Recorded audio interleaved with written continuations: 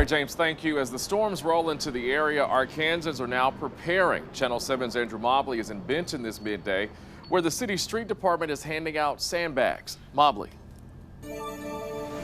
Folks in Benton have been lining up since 7 a.m. to get sandbags for the anticipated flash flooding that's expected with the incoming severe weather, hundreds of them. The city street department is supplying it all, and some city workers say they've never seen anything like it. People we spoke with in line have been waiting for over an hour. Quite a few of them come from the Heritage Farm neighborhood that some residents worry is the most vulnerable to flooding.